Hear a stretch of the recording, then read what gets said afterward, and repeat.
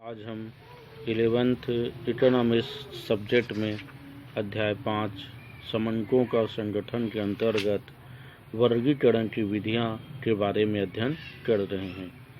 समंकों का वर्गीकरण प्रमुख रूप से दो विधियों के अनुसार किया जाता है, जिनमें पहला है गुणात्मक वर्गीकरण और दूसरा है संख्यात्मक वर्गीकरण।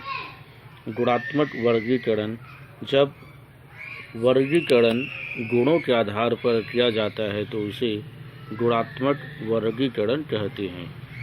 इसके अंतर्गत शिक्षा, ईमानदारी, दया, प्रेम आदि इसमें शामिल होते हैं। ये ऐसे गुण होते हैं जिन्हें संख्या में व्यक्त नहीं किया जा सकता। गुणात्मक वर्गीकरण निम्न दो प्रकार का होता है, जिनमें पहला है द्वंद्व भाजन वर्गीकरण और दूसरा है बहुगुण वर्गीकरण। पहला, द्वंद्व भाजन वर्गीकरण। जब एक गुण की उपस्थिति अथवा अनुपस्थिति के आधार पर तथ्यों को दो वर्गों में बांटा जाता है तो ऐसे विभाजन को द्वंद्व भाजन या सरल वर्गीकरण कहते हैं। गुणों की उपस्थिति को बड़े वर्णाक्षरों द्वारा तथा अनुपस्थिति को छोटे वर्णाक्षरों द्वारा प्रकट किया जाता है। कभी कभी इन्हें अंग्रेजी के बड़े अक्षर ABC द्वारा उपस्थिति तथा ग्रीक अक्षर छोटे अक्षरों में ABC द्वारा अनुपस्थिति को दिखाया जाता है। इस तरह जब एक ही गुण की उपस्थिति अथवा अनुपस्थिति के आधार पर दो तथ्यों को दो वर्गों में बांटा जाता है तो ऐसे विभाजन को द्वंद्व भाजन या सरल वर्गीकरण के नाम से जानते हैं। दूसरा पॉइंट है बहुगुण वर्गीकरण। जब संकलित सामग्री का वर्गीकरण एक से अधिक गुणों के आधार पर किया जाता है तो उसे बहुगुण वर्गीकरण कहते हैं। उदाहरण के लिए, एक कॉलेज के छात्रों को जब समूहों में बांटा जाए, जैसे कला और विज्ञान समूह, फिर उसी विज्ञान और कला समूह के छात्रों को स्नातक एवं स्नातकोत्तर में बांटा जाए, अर्थात ग्रेजुएट और पोस्ट ग्रेजुएट में। उसके बाद फिर प्रत्येक समूह में छात्र छात्राओं को विभाजित किया जाए गर्ल्स बॉयज़ के आधार पर, तो यह बहुगुण वर्गीकरण कहलाता है। इसी में अब दूसरा पॉइंट है संख्यात्मक वर्गीकरण। जब संख्यात्मक वर्गीकरण के अंतर्गत केवल उन्हीं तथ्यों का समावेश इसमें किया जाता है जिन्हें हम संख्या में व्यक्त कर सकते हैं। उदाहरण के लिए है प्राप्तांक, वजन, ऊंचाई, मजदूरी, आयु।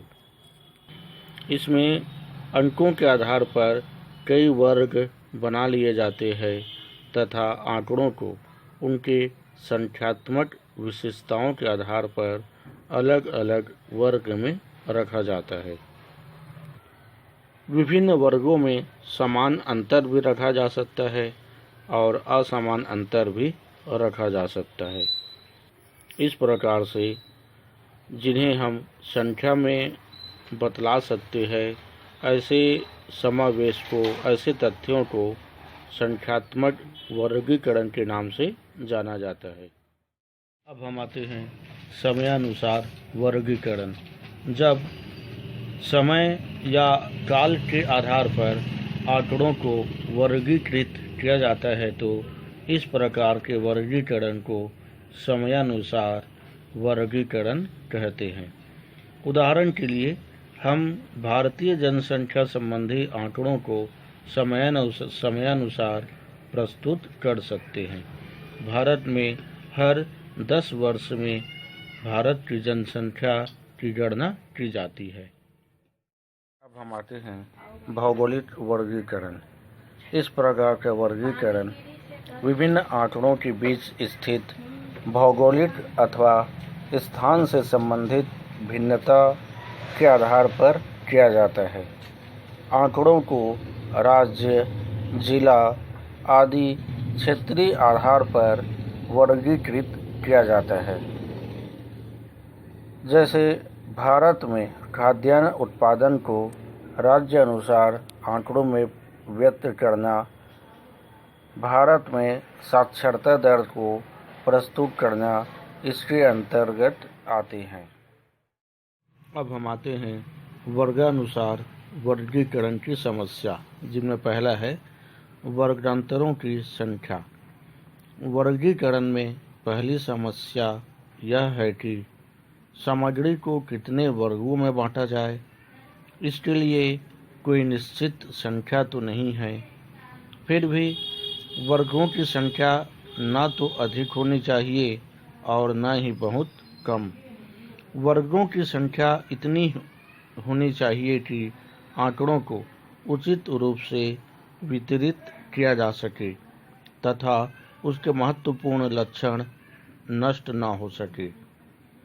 इसी में आते हैं दूसरा पॉइंट, वर्गांतर का विस्तार। इसमें सभी वर्गों का अंतर समान होना चाहिए, क्योंकि इसके अभाव में सूत्रों के प्रयोग में कठिनाइयों का सामना हमें करना पड़ सकता है।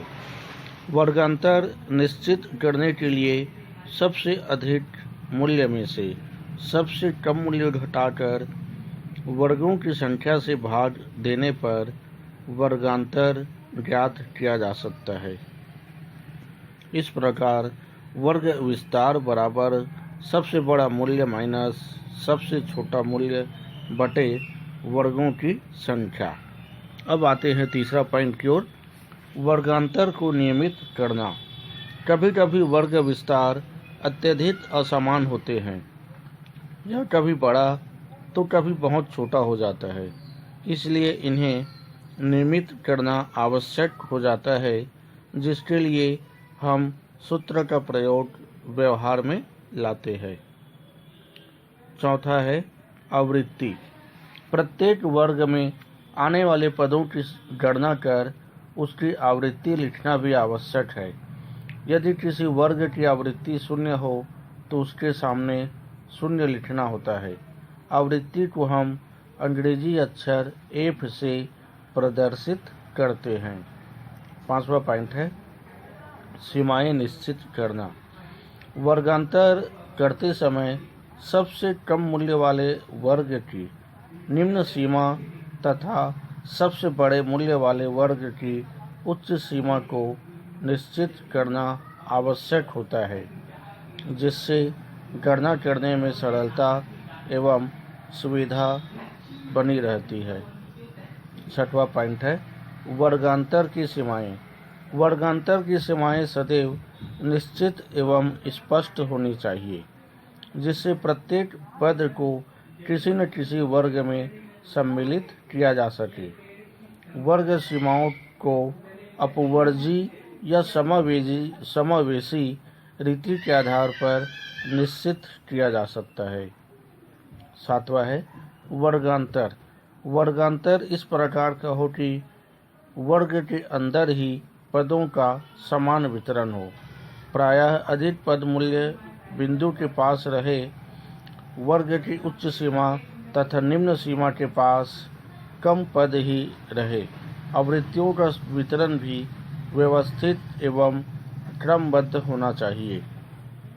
संख्यात्मक वर्गीकरण में जो प्रमुख रूप से शब्द आते हैं उनमें हैं वर्ग सीमाएं, वर्ग विस्तार, माध्य मूल्य, वर्ग आवृत्ति आदि इसमें प्रमुख रूप से शब्दावली का प्रयोग किया जाता है।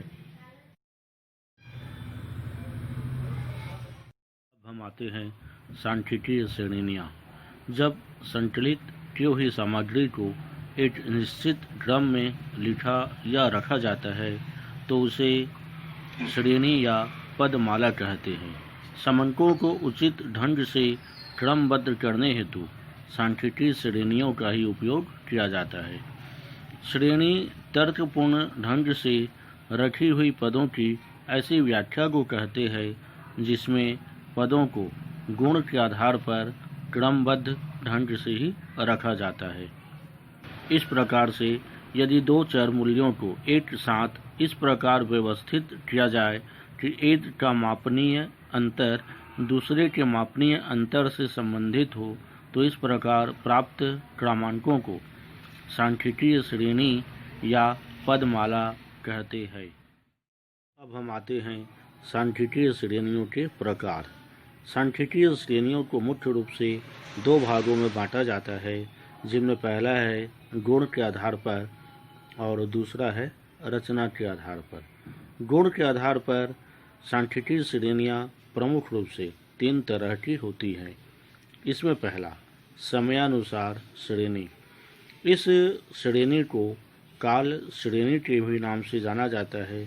इस श्रेणी में समय के किसी माप, उदाहरण के लिए वर्ष के रूप में, माह के रूप में, सप्ताह, दिन आदि के आधार पर वर्गीकरण किया जाता है। इस प्रकार से जब किसी श्रेणी को समय के अनुसार जब बांटा जाता है तो उसे समयानुसार श्रेणी के नाम से जाना जाता है।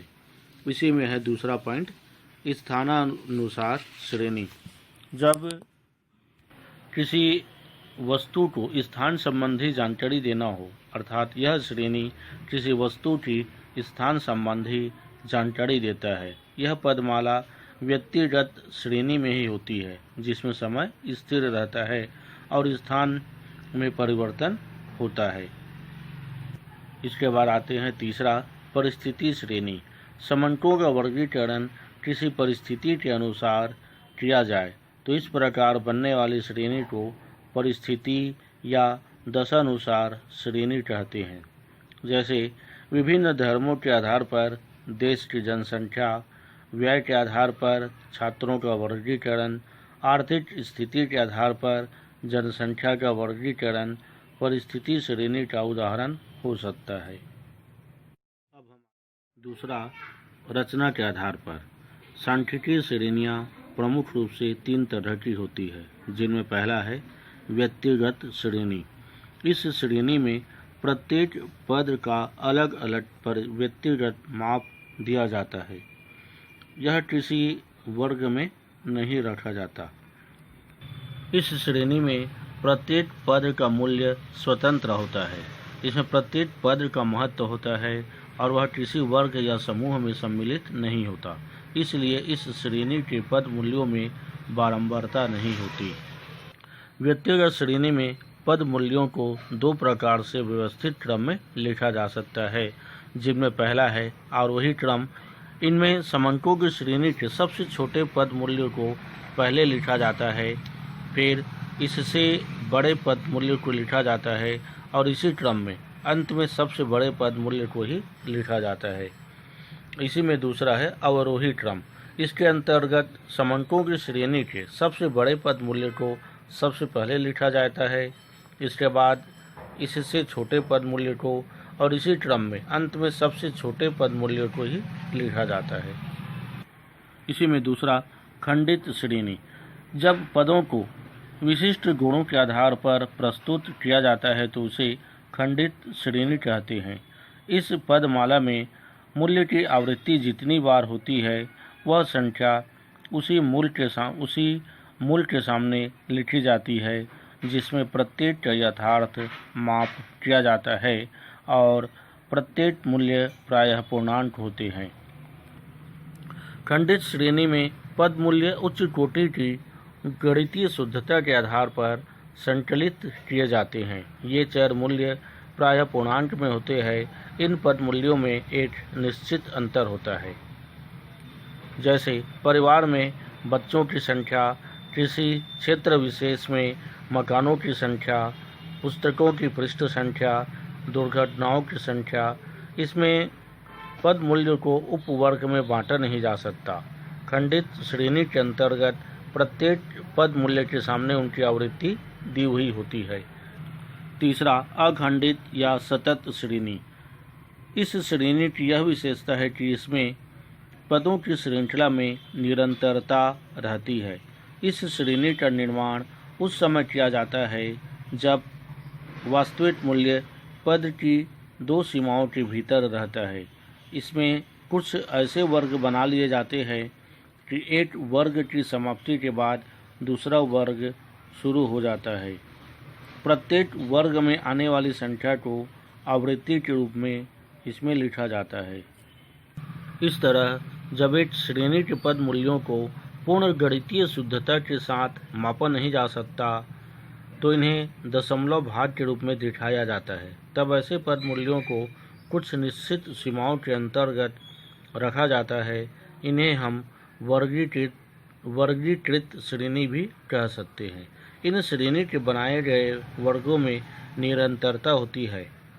इस तरह वर्गीकरण की विधियों के अंतर्गत गुणात्मक वर्गीकरण, जिनमें द्वंद्व भाजन वर्गीकरण और बहुगुण वर्गीकरण आता है। इसके बाद आते हैं संख्यात्मक वर्गीकरण में। फिर वर्गानुसार वर्गीकरण की समस्याओं के बारे में अपन अध्ययन किए। इसके बाद सांख्यिकीय श्रेणियों को दो भागों में बांटा गया, गुण के आधार पर और रचना के आधार पर। इसके बाद यह चैप्टर कंप्लीट होता है। गुण के आधार पर समयानुसार, स्थानानुसार, परिस्थिति अनुसार और रचना के आधार पर व्यक्तिगत, खंडित और अखंडित श्रेणियों में सांख्यिकीय श्रेणियों को रखा गया। इसके बाद यह चैप्टर कंप्लीट होता है। शेष अगले भाग में बतलाया जाएगा।